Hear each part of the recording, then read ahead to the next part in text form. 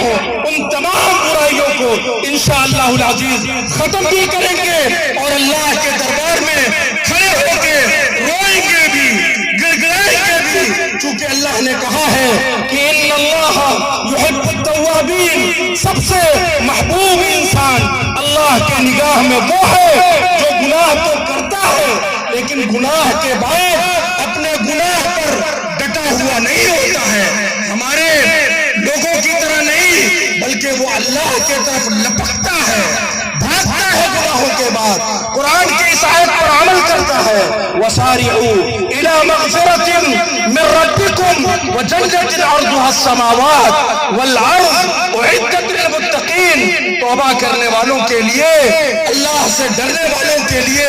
اللہ نے جو جنت بنا رکھی ہے اس کی طرف اسے سجاتی ہے، اس لیے رات کی تاریکی میں اٹھتا ہے، اللہ کی عدالت میں کھڑا ہوتا ہے، اپنے ہاتھ کو پھیلا دیتا ہے، اللہ کے سامنے روتا گڑگڑاتا ہے، اپنے گناہوں پر نادم ہوتا ہے، اس کو مناتا ہے،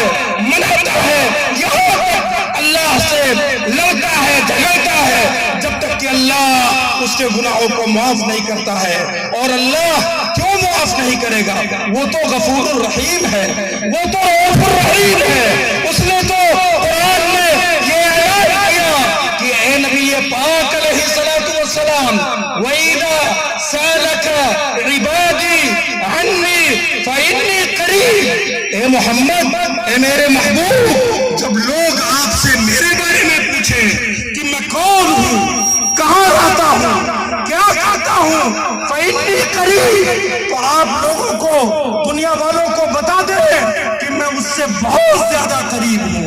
وَإِذَا سَأَلَكَ عِبَادِي عَنِّي، جب بھی وہ مجھ سے مانگتا ہے، روتا ہے، گڑگڑاتا ہے، دامن کو پھیلاتا ہے، میں مانگنے سے پہلے اس کے دل کے جذبات کو، اس کے دل کے احساسات کو، اس کے دل کے اندر امڈنے والی جائز خواہشات کے موضوع کو میں سمجھ جاتا ہوں اور اس کے دعاؤں کو قبول کر لیتا ہوں۔ وَنَحْنُ أَقْرَبُ إِلَيْهِ مِنْ حَبْلِ الْوَرِيدِ، اے نبی پاک دنیا والوں کو بتا دے کہ میں تم سے اتنا زیادہ قریب ہوں جتنا تم اپنے آپ سے قریب نہیں ہو۔ لہذا مولانا کے خطاب کا آخری نقطہ یہ بھی تھا